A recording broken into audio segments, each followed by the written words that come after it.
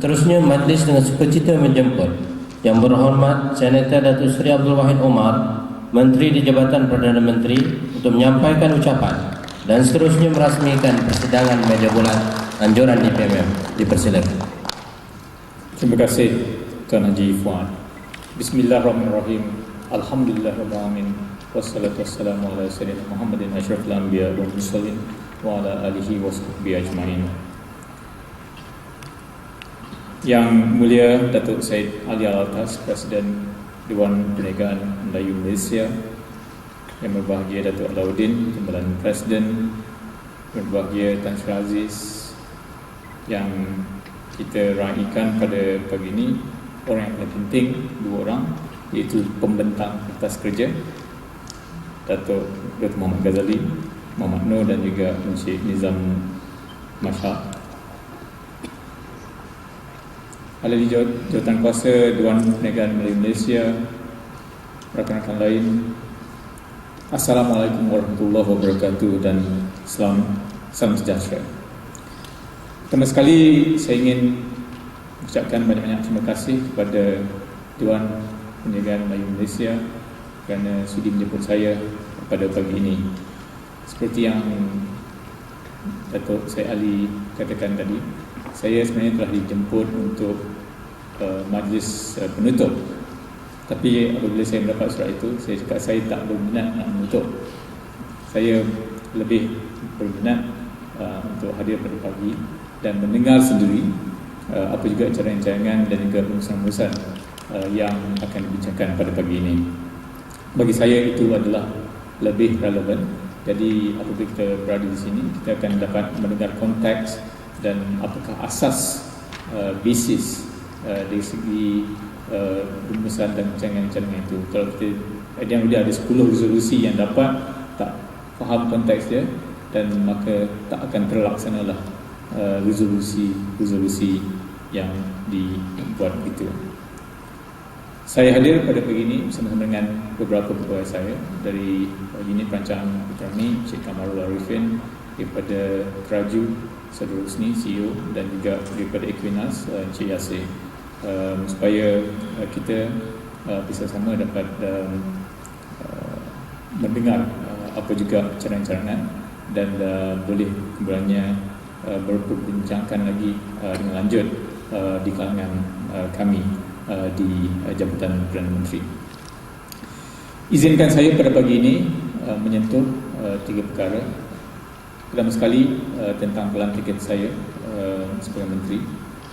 Keduanya tentang model ekonomi baru dan dasar transformasi nasional dan relevannya kepada agenda Putra.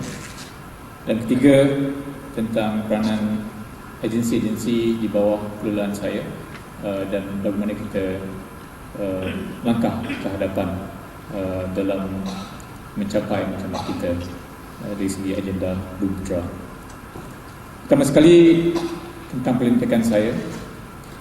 Saya sebelum ini sebagai Presiden dan CEO Maybank dan selama lebih 20 tahun berkhidmat di sektor swasta, sebenarnya memang tidak pernah mempunyai aspirasi ataupun niat untuk memasuki politik. Jadi tidak ada niat nak menjadi menteri dan tidak niat langsung nak berkecimpung dalam bidang tersebut. Tetapi apabila telah dipanggil oleh Yang Amat Berhormat Perdana Menteri sehari sebelum beliau mengumumkan barisan kabinet baru beliau, beliau telah meminta saya untuk berkhidmat dengan kerajaan, dan sebagai seorang yang telah mendapat manfaat dasar ekonomi baru, seorang anak ke-9 daripada 11 orang adik-beradik, keluarga yang susah, telah diberikan kemudahan untuk belajar di MRSM Seremban, sekolah yang baik, berasrama penuh, fasiliti yang lengkap, guru-guru yang berdedikasi dan kondusif environment, dan kemudian diberikan beasiswa melanjutkan pelajaran di bidang perakuanan. Saya rasa terpanggil untuk menyahut seruan Yang Berhormat untuk berkhidmat dengan kerajaan. Lagipun bukan setiap hari seorang Perdana Menteri meminta anda menjadi menteri. So bagi saya ia merupakan satu penghormatan yang amat tinggi, merupakan satu privilege to be offered to such a country. Jadi sebab itulah saya dengan tidak teragak-agak menerima pelantikan beliau. Mungkin kalau ramai orang dia mengambil masa beberapa hari ataupun ada yang seminggu kadang-kadang untuk membuat keputusan, tapi bagi saya menerima pelantikan tersebut secara serta-merta kerana berdasarkan kepada obligasi dan juga berdasarkan kepada penghormatan yang telah diberikan kepada saya. Itu merupakan satu tanggungjawab saya. Keduanya tentang model ekonomi baru. Kalau kita ikutkan dalam konteks agenda Mitra ini, ia tidak boleh dilihat dari segi sudut hak sahaja.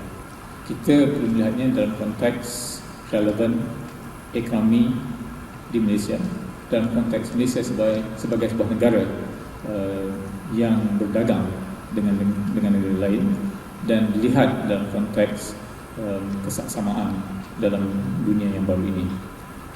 Kerajaan Malaysia telah mengadakan sebuah badan, National Economic Advisory Council, yang ketika itu telah dikelolakan oleh yang berbahagia atau ketika itu yang berhormat Tan Sri Amir Shah sebagai Executive Director, dan ahli-ahli panel tersebut mereka yang datangnya daripada pelbagai background. Mereka telah mencadangkan kepada kerajaan agar menuju kepada satu hala tuju yang baru sebagai sebuah negara yang berpendapatan tinggi, high income, sebuah negara yang inklusif, dan sebuah negara yang sustainable ataupun bermanfaat. Daripada recommendation tersebut, maka terubahlah satu dasar transformasi nasional yang telah diumumkan oleh Yang Amat Berhormat Perdana Menteri pada tahun 2010. Dasar transformasi nasional ini berpandukan pada hala tuju yang telah dikatakan tadi, model ekonomi baru, merangkumi pelbagai dasar-dasar nasional, termasuklah transformasi kerajaan dan juga di plan transformasi ekonomi. Jadi adalah penting apabila kita bercakap tentang modal ekonomi baru ini agar kita semua memahami hala tuju negara yang, kalau kita katakan negara yang mencapai status berpendapatan tinggi, high income, bermakna sasaran kita adalah pendapatan per kapita setiap rakyat Malaysia melebihi daripada $15,000, dan kita sekarang ini pada kadar 9,000. So very much on the way to achieving that. Dan kalau negara kita maju tetapi tidak inklusif, itu tidak adil dan tidak berguna juga. Jadi pastikan bahawa tidak ada mana-mana satu komuniti yang terpinggir atau ketinggalan. Tidak kiralah sama ada golongan tersebut daripada kalangan majoriti ataupun daripada kalangan minoriti. Kita perlu adil dan sama, pastikan semua rakyat Malaysia mendapat manfaat daripada peningkatan ekonomi kita, dan kita perlu juga memastikan ia mampan, sustainable. Mampan ini bukan sahaja dari segi environment tetapi dari segi sosioekonomi, maknanya pastikan yang kita boleh terus maju, dan apabila kita inklusif, ia memastikan ia akan lebih bermakna dan lebih sustainable. Itu dari segi konteks model ekonomi baru. Ketiga, dari segi peranan agensi-agensi di bawah kelolaan saya, kita di Jabatan Perdana Menteri di unit perancang ekonomi mempunyai satu bahagian agihan ataupun distribution yang memastikan agar polisi-polisi yang kita ada boleh memastikan bahawa income distribution adalah lebih serata, lebih inklusif. Di samping itu, kerajaan telah pun mewujudkan Traju sebagai sebuah agensi yang khusus fokus kepada agensi agenda Bumi Putera, dan kita juga telah laksanakan Equinas untuk membantu peningkatan Bumi Putera dalam bidang equity melalui satu cara baru, satu kaedah baru, iaitu melalui private equity. Kita sebelum ini dah ada PNB, PNS dan sebagainya. Mereka mempunyai peranan masing-masing. PNB sebagai contohnya telah berjaya sama sekali dengan program untuk mempertingkatkan pegangan equity Bumi Putera secara kolektif. Dan saya sendiri telah melihat bagaimana PNB dengan cara dekat telah berjaya mempertingkatkan peranan mereka ini, di mana PNB dan amanah-amanah saham yang diuruskan oleh PNB memiliki pegangan-pegangan yang penting dalam syarikat-syarikat terbesar, termasuklah di Maybank sendiri, di mana saya pernah menerjuinya sejak 5 tahun yang lepas sehinggalah bulan lepas. Jadi itu merupakan satu pencapaian yang baik yang kita perlu iktiraf, dan kita perlu pastikan ia dapat diteruskan. Dan selain itu, kaedah-kaedah lain dari segi private equity dan juga program-program lain yang perlu dilaksanakan. Jadi di peringkat Traju, kita di bawah Majlis Tindakan Agenda Bumi Putera yang dipengerusikan oleh Yang Berhormat Perdana Menteri sendiri. Jadi saya akan pastikan bahawa apa juga rancangan yang telah diadakan, kita pastikan ia akan dilaksanakan ataupun will be executed very well. Bagi saya di peringkat swasta ni, kita sebenarnya dah banyak dari segi perancangannya. Jadi planning itu banyak diadakan, dan mungkin menurut pengamatan saya dalam sebulan beriman ni, saya rasa mungkin ada 10% yang kita perlu tweak, yang kita perlu perhalusi, nak refinekan strategi-strategi yang telah dirumuskan sebelum awal dan menjadikan ia lebih relevan dalam keadaan sekarang ini. Dan yang lebih tumpuan kita adalah pada execution, untuk melaksanakan apa juga rumusan, apa juga inisiatif yang telah dicadangkan dengan lebih efektif. Ini merupakan fokus saya untuk masa depan. Jadi tuan-tuan dan puan-puan semua, saya tidak bercadang untuk bercakap dengan lebih lebar lagi, sebab tugas saya pada pagi ini ialah untuk mendengar bukan sahaja cadangan tapi juga perbahasan yang bakal diadakan. Saya sebenarnya senang dengan format begini, di mana round table, walaupun dia bukan quite round, tapi banyak konteksnya kita bertumpu pada isu.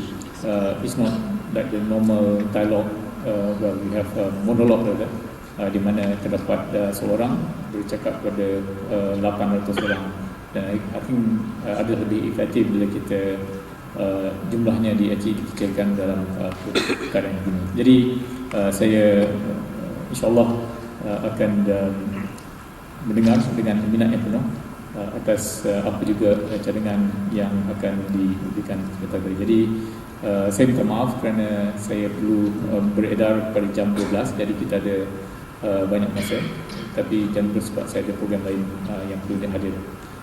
But I hope the next 2 hours will be enough for all of us. Sekian, wabillahi taufiq wal hidayah. Assalamualaikum warahmatullahi wabarakatuh. Terima kasih. Terima kasih Yang Berhormat Datuk Seri. Majlis menjemput Yang Mulia Datuk Seri Ali Alatas menyampaikan cenderahati kepada Yang Berhormat Datuk Seri Wahid.